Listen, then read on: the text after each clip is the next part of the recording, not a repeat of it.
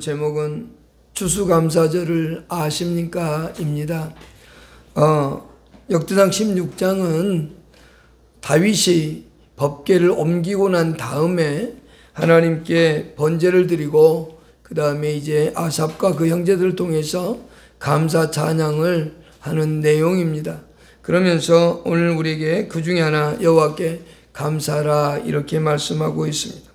오늘 우리는 추수감사절에 대해서 먼저 생각해 보고자 합니다. 다음 주가 이제 추수감사 주일인데요. 다음 주 추수감사절을 맞이하면서 우리가 어떻게 추수감사절을 준비하고 또 그 추수감사절을 맞이하는가, 그래서 하나님께서 기뻐하는 추수감사절이 될 수 있는가, 우리는 그것을 살펴보고자 하는 겁니다. 이 시간 우리는 추수감사절의 유래에 대해서 먼저 살펴보기를 원합니다.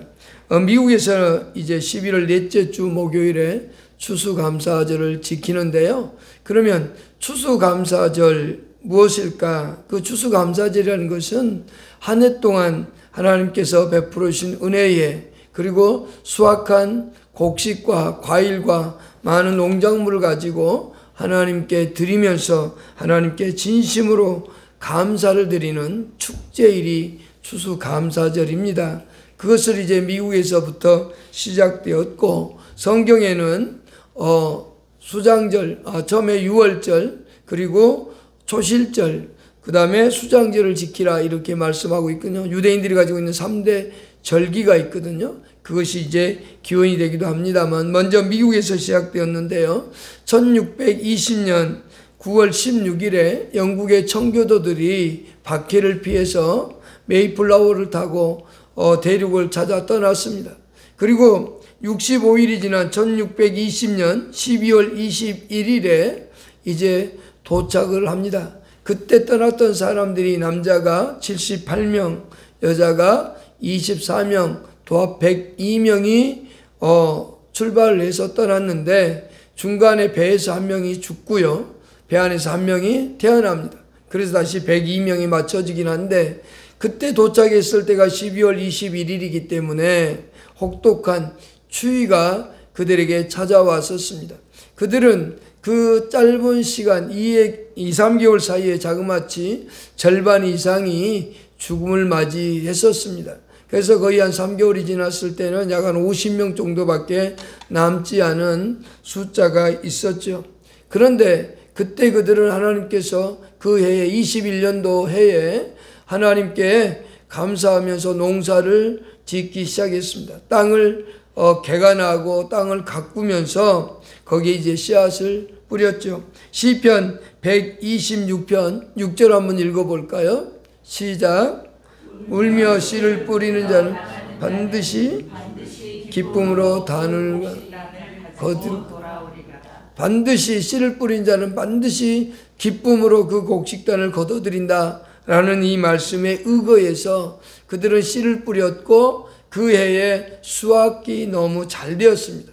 그래서 그들은 그 곡식을 수확해서 이것은 하나님의 은혜다, 하나님께서 우리에게 주신 은혜인데 이 은혜를 우리가 잊어버리면 되지 않는다 해가지고 곡식들을 수확한 것을 하나님께 가지고 와서 하나님께 드리면서 하나님께 예배를 드리죠. 그래서 감사를 드리자 했던 게 이제 추수감사절의 기원이었습니다. 그때 며칠간 잔치를 하냐면 7일간 잔치를 합니다.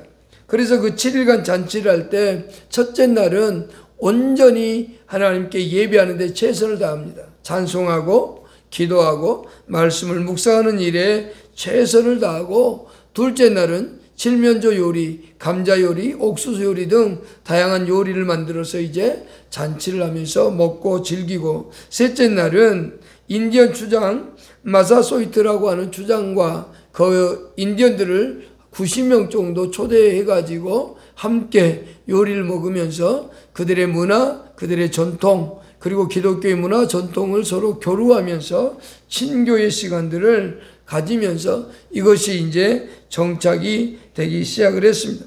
최초의 미국 대통령이었던 초대 대통령 조지 워싱턴이 1789년 11월 마지막 주 목요일을 공식적으로 선포를 했어요. 추수감사절로 지키자. 그러다 제3대 대통령이 무슨 추수감사절이냐 폐지를 했죠. 하지만 제16대 대통령이었던 아브라함 링컨이 다시 공식적으로 선포를 하면서 이것이 이제 오늘날 미국이 추수감사절을 지키는 그 해가 되어졌습니다. 그 해가 1863년 10월 3일 날 그 해에 이제 공식적으로 우리나라는 추수감사절을 공식적인 날로 선포한다. 넷째 주 마지막 주일 그날이 11월 26일이었습니다. 그날을 공식적인 국가 지정일로 정하고 지금까지 그렇게 지켜오고 있고요. 한국에서의 추수감사주일은 1900년대 처음으로 감사일을 정하고 하나님께 예배를 드렸습니다. 그러다가 1904년도에 장로의 공회가 있었는데 그때 우리가 하나님께 공식적으로 감사일을 정하고 예배를 드리자. 그게 언제였냐면 11월 10일이었습니다. 그래서 1904년 11월 10일 날 이제 감사일을 정하고 예배를 드리다가 1914년도 각 선교부들이 모여서 회의를 했습니다. 장로교, 그 다음에 이제 감리교, 또 호주 선교사들 이렇게 선교사들이 모여가지고 우리 어떻게 추수감사절을 지낼 거냐. 그 안에 이제 남장로교도 있었고 북장로교도 있었는데 미국에. 그러면 미국에 처음 선교사가 들어온 날, 그날을 감사일로 정하자 해가지고 정한 게 셋째 주 수요일이었습니다. 그렇게 셋째 주 수요일을 지켜오다가 수요일보다는 주일날 지키는 게 더 좋겠다 해가지고 지금까지 추수감사절은 셋째 주 주일날 예배를 드리고 있습니다.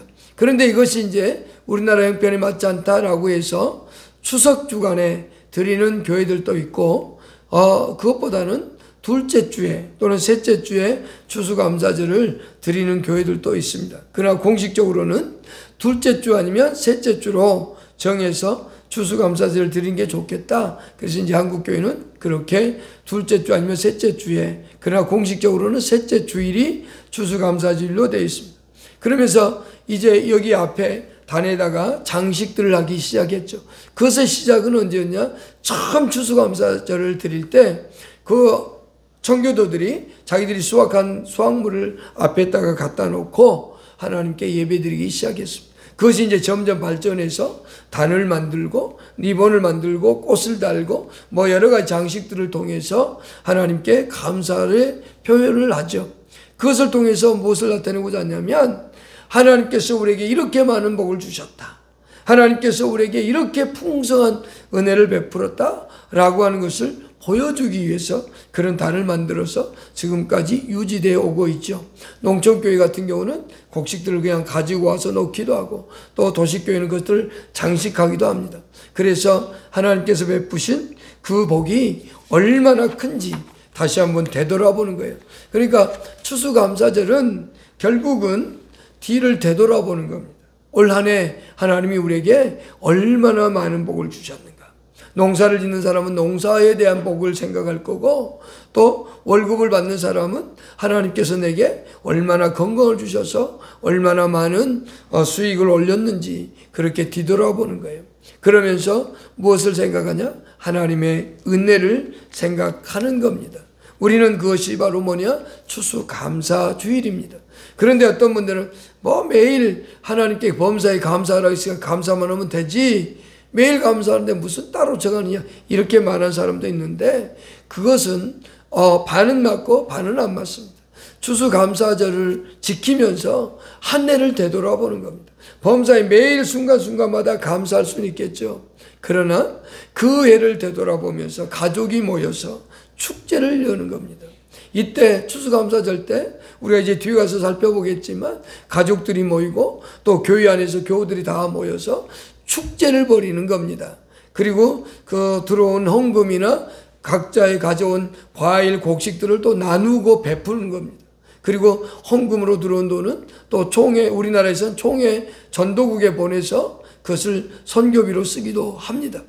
지금은 이제 각 교회마다 부탁하기를 총회에서 10분의 1을 추수감사금의 10분의 1은 꼭 총회 전도국으로 선교국으로 보내달라 이렇게 요청을 하거든요. 그래서 이제 보내기도 하고 또 그 남는 걸로 선교에 쓰기도 하고 그렇습니다. 어쨌든 이렇게 추수감사주일은 우리에게 있어서 절대적으로 중요한 절기입니다. 우리 기독교에 있어서 중요한 절기 3개가 있는데 첫 번째 성탄절이 하나 있고 두 번째 부활절이 있고 세 번째 추수감사절이 있습니다. 3대 절기 중에 하나입니다. 성경에서 말씀드렸던 것처럼 출애굽기 34장 22절부터 한번 읽어보십시다. 출애굽기 34장 22절부터 24절까지 한번 읽어보겠습니다. 시작. 지키고 세 말에는 수장절을 지키라. 너희 모든 남자는 매년 3번씩 주 여호와 이스라엘 하나님 앞에 보일지라. 내가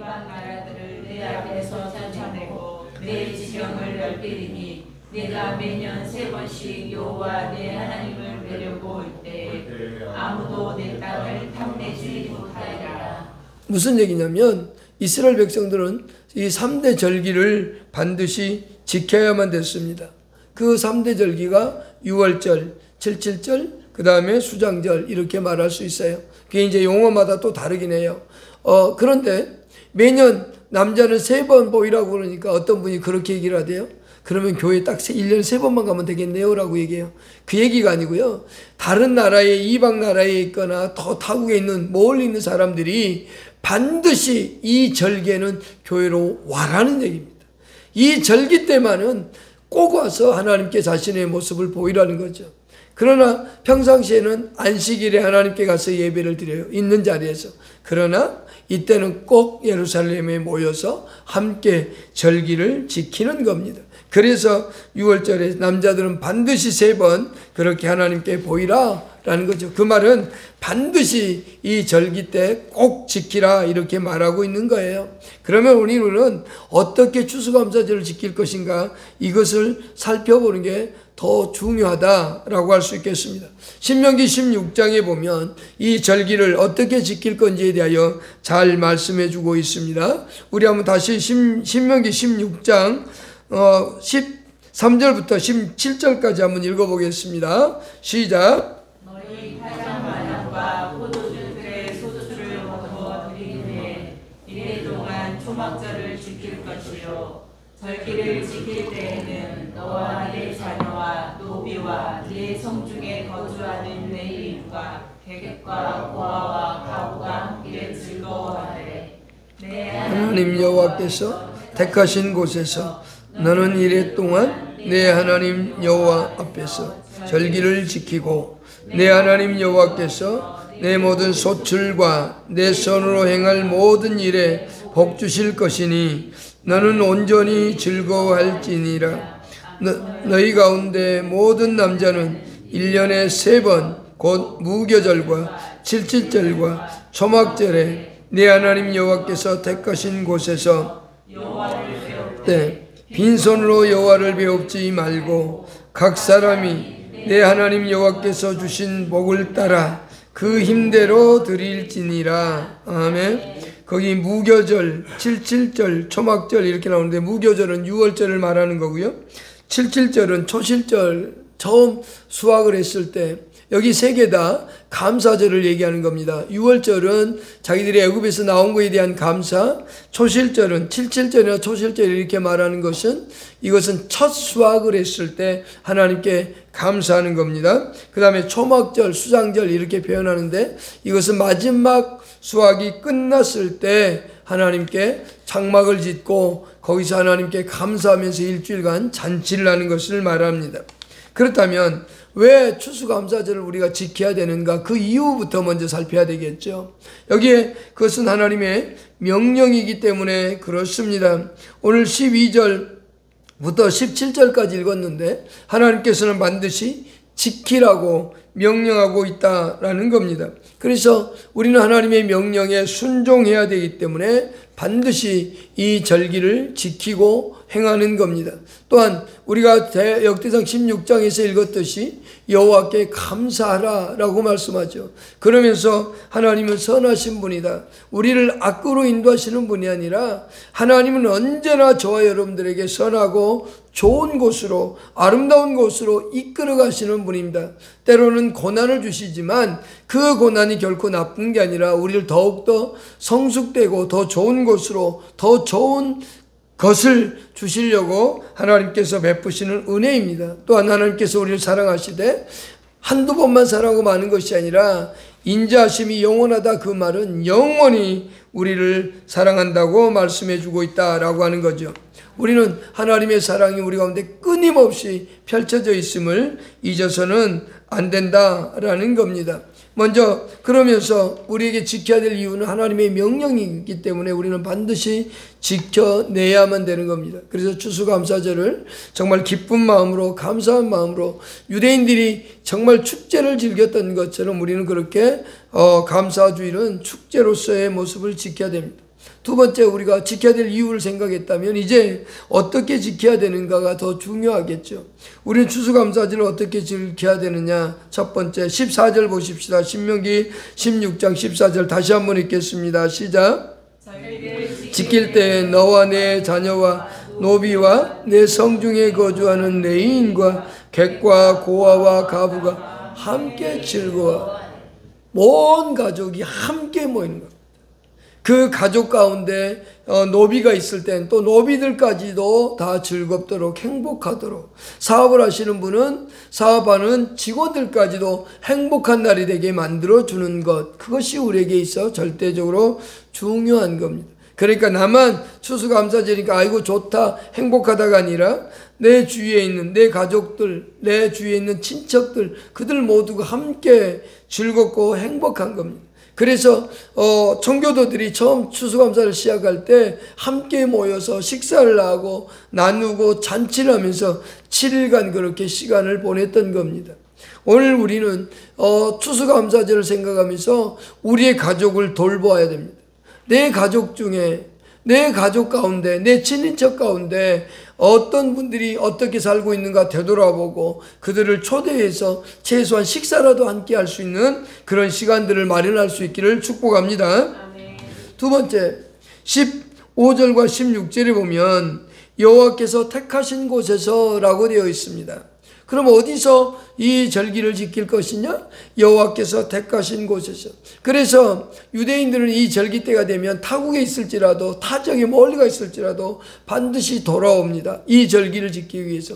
그래서 남자는 매년 3번 이렇게 보이라는 게 돌아오는 거예요. 하나님께서 택하신 곳이 지금 이하대로 말하면 어딜까요? 교회입니다. 또는 가정입니다. 교회에서 예배를 드리고 가정에서 가족과 함께 즐겁게 보내는 겁니다. 교회에서 하나님께 즐거운 마음으로, 기쁜 마음으로 예배를 드리면서 하나님께 영광을 드린 거죠. 신명기 12장을 한번 볼까요? 11절부터 14절까지 하나님께서 그렇게 말씀하고 있어요. 하나님이 택한 곳에서 예배하라는 겁니다. 신명기 12장 11절부터 시작. 택하신 그곳으로 나가 곧 너희 번제와 너희 희생과 너희의 11조와 너희 손의 거제와 너희가 여호와께 소원하는 모든 아름다운 소물을 가지고 너희와 너희 자녀와 노비와 함께 그래서 즐거워할 것이요 내 성중에 있는 레위인과 그리할지니 레위인은 너희 중에 분깃이나 기업이 없음이나 너는 삼가서 내게 보이는 아무 곳에서나 번제를 드리지 말고 오직 너희 한 지파 중에서 여호와께서 택하실 그곳에서 번제를 드리고 또 내가 내게 명령하여서 그러니까 하나님이 택한 곳에서 함께 즐거워하고 행복을 누리는 겁니다.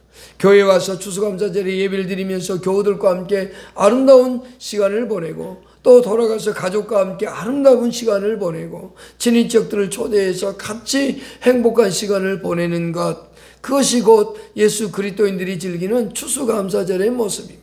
그냥 한번 예배 한번 딱 드리고 끝나는 게 아니라 우리 같이 모여서 식사도 하고 같이 즐겁게 행복한 시간을 보내는 겁니다. 세 번째는 신명기 16장 16절에서 말씀을 합니다. 뭐라고 말씀하는가 보시죠. 읽어보겠습니다. 신명기 16장 16절입니다. 시작.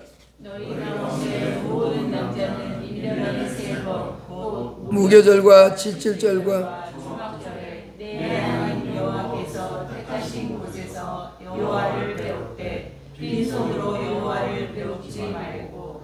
자, 빈손으로 하나님께 나오지 말고 라고 돼 있죠. 그 말은 뭐예요? 예물을 가지고 나오라는 겁니다. 그런데 17절에 보면 다시 한번 17절 읽겠습니다. 시작. 각 사람이 내 하나님 여호와께서 주신 복을 따라 그 힘대로 드릴지니라. 자, 하나님께서 주신 복 그것을 따라서 하나님이 내게 얼마나 주셨는가를 살펴보고 그것을 되돌아보면서 야, 하나님이 내게 이렇게 큰 복을 주셨구나. 하나님께서 내게 이만큼의 복을 주셨으니 내가 이만큼은 해야지. 그러면서 하나님께 예물을 가지고 나오는 겁니다. 이것은 저희가 말하는 게 아니라 하나님께서 그렇게 말하고 있는 거예요. 빈손으로 나오지 말고 수수감사절 할 때는 이 절기 때는 빈손 들고 나오지 말고 하나님께 내게 주신 복을 따라서 그 힘대로라는 것은 내가 자원하고 할 수 있는 그 마음을 얘기합니다.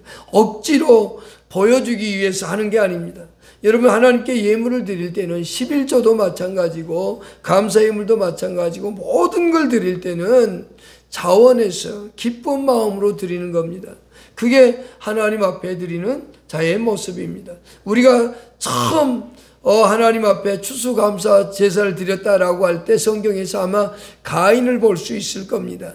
하나님 앞에 나와 예배를 드리는 아벨과 가인이 있죠. 그들은 아벨은 양을 키웠고요. 이 가인은 농사를 지었습니다. 그래서 그들이 좋은 걸 가지고 하나님 앞에 나와서 예배를 드렸어요. 가인은 자기가 지은 농사 가운데서 가져왔고 아벨은 목치는 목자로서 양을 잡아서 하나님께 드렸습니다. 그런데 아벨 께 받으지만 가인 것은 쳐다보지도 않거든요. 왜 그랬을까요?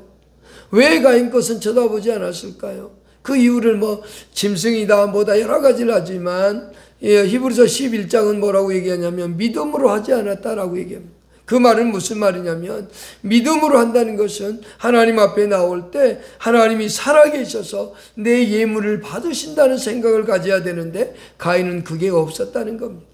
내가 이걸 하나님께 드려도 하나님은 받을 거라는 생각 자체를 하지 않았다는 겁니다. 아벨이 드리니까 나도 그냥 대충 하지 뭐 하는 거예요. 그때 하나님은 거기에 받지 않았다라고 할 때 쳐다보지도 않았다라는 표현을 썼어요. 성경에 쳐다보지도 않았다. 가인의 것은 아예 하나님이 쳐다보지도 않은 그러한 모습을 나타내 보여주고 있죠. 여러분, 우리는 하나님 앞에 드릴 때 정말로 진심으로 마음을 다하고 최선을 다해서 하나님께 드리되 자원하고 기쁜 마음으로 해야 됩니다. 기쁜 마음이 없으면 안 됩니다. 남에게 보여주기 위한 게 아닙니다. 내가 하나님께 받은 은혜가 이만큼이고 내가 받은 하나님의 은혜를 감사해서 그렇게 드리는 겁니다. 제가 아는 어떤 분들이 있습니다. 그런 분들은 딱 보면 이렇게 합니다. 어떤 분은 정말 넘치도록 하는 분이 있고요. 어떤 분은 그냥 이런 분도 있습니다. 그러나 중요한 것은 누구 사람이 보는 게 아니라 목사가 판단하는 게 아닙니다. 하나님이 그 사람을 보는 겁니다. 하나님께서 그 사람의 마음을 보는 겁니다. 액수를 얘기하지 않습니다.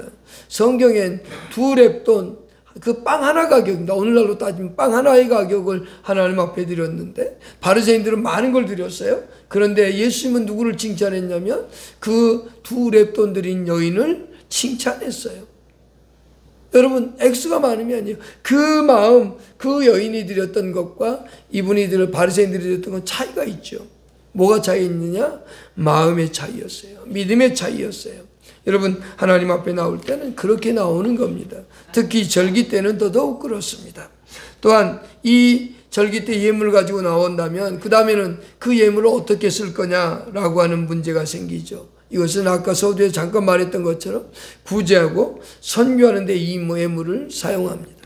교회에 드려진 추수감사절 절기연금은 우리의 헌금 가운데도 일부를 구제하고 선교하는 데 쓰지만 이 추수감사절에 드려진 예물은 전체를 다, 그러니까 추수감사절이 뭐 11조 주정헌금 이런 거 빼고 감사 절기연금으로 드려지는 것은 전체 다 구제하고 선교하는 데 쓰여져야 됩니다. 그게 옳은 겁니다. 그것은 우리가 추수감사절 즐기는 자로서의 삶의 모습입니다. 왜냐하면 우리 주위에는 언제나 가난한 자와 부자가 함께 살아가고 있고 악한 자와 함께 살아가는 세대를 우리는 살고 있기 때문에 그렇습니다. 잠언서 22장 2절 한번 읽어보실까요? 시작요. 가난한 자와 부한 자가 함께 살거니와 그 모든 일을 지으신 이는 여호와시다. 29장 13절도 한번 읽어보십시다. 시작. 가난한 자와 포악한 자가 섞여 살거니와 예수께서는 그 모두의 눈에 빛을 주시느니라. 무슨 얘기냐면 가난한 자, 악한 자가 이 세상에 공존하고 함께 살아가고 있다는 세상입니다. 세상이라는 무대 속에서 함께 살아갑니다. 근데 그들을 지으신 이가 누구냐? 하나님이신 거예요. 그들을 멸시하면 곧 하나님을 멸시하는 거라고 성경은 얘기해요. 그들을 괴롭히는 것은 곧 하나님을 괴롭히는 거라고 성경은 얘기하거든요. 그렇다고 한다면 우리는 좀 더 나은 삶의 모습, 그리스도인의 삶의 모습을 갖추기 위해서 들어온 추수감사절에 들어온 모든 추수감사절 절기연금은 다 나누고 베풀어야 된다라고 하는 거죠. 그럴 때 우리에게 더욱더 풍성한 은혜가 있다는 것을 잠언서는 얘기해 줍니다. 잠언서에 가난한 자에 대해서 여러분들이 이제 가난이라고 쳐보면 30몇 개 이상이 아마 나올 겁니다. 그런데 그 가운데 2개만 더 보도록 하죠. 잠언서 28장 27절 한번 보십시다. 시작. 궁핍하지 아니하려니와 못 본 채 하는 자에게는 저주가 크리라. 11장 24절도 보십시다. 어떠 구제해도 그것도 이게 될 뿐이다. 그러니까 나누고 베푸는 사람은 더욱더 많이 되어지고 더 많은 풍성함을 누리고 살아갈 수 있게 되어진다라고 하는 말씀입니다. 여러분, 우리는 추수감사절 때만이 아니라 평상시에도 이런 사고를 가지고 살아야 됩니다. 내가 가지고 있는 재능, 내가 가진 어떤 것들을 나누고 베풀 수 있는 사람들. 우리 예수님께서는 이 땅에 오셔서 자신이 가진 모든 것을 우리에게 주셨습니다. 자신의 인생 자체를 우리를 위해서 다 쏟아주신 분이 바로 누구냐? 예수 그리스도잖아요. 그런 우리가 그분을 믿고 따르는 사람들로서, 예수 그리스도를 구주로 믿고 따르는 그리스도인으로서 교회가 교회다워지려면 나누고 베푸는 일이 우리 가운데 계속적으로 많아져야 된다는 것을 결코 잊지 않기를 축복합니다. 그러면서 추수감사절을 지내면서 마지막 우리가 이 추수감사절에 절대 잊어버리지 말아야 될 것, 그 추수감사절의 본 목적은 절대로 잊어서는 안 됩니다. 추수감사절은 모든 만물을 수확케 하신 하나님께 진심으로 감사의 예물을 드리며 그분 앞에 감사를 표하는 겁니다.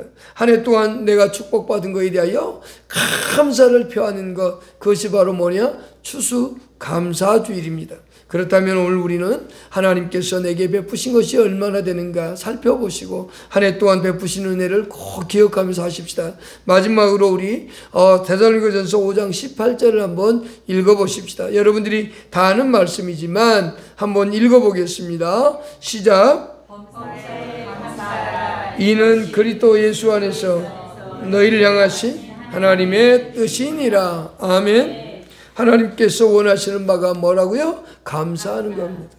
그런데 특별히 추수감사주일은 더더욱 감사를 생각하고 하나님께 베푸신 것이 무엇인가를 되돌아보는 저와 여러분이 될 수 있기를 축복합니다. 기도하십시다. 하나님,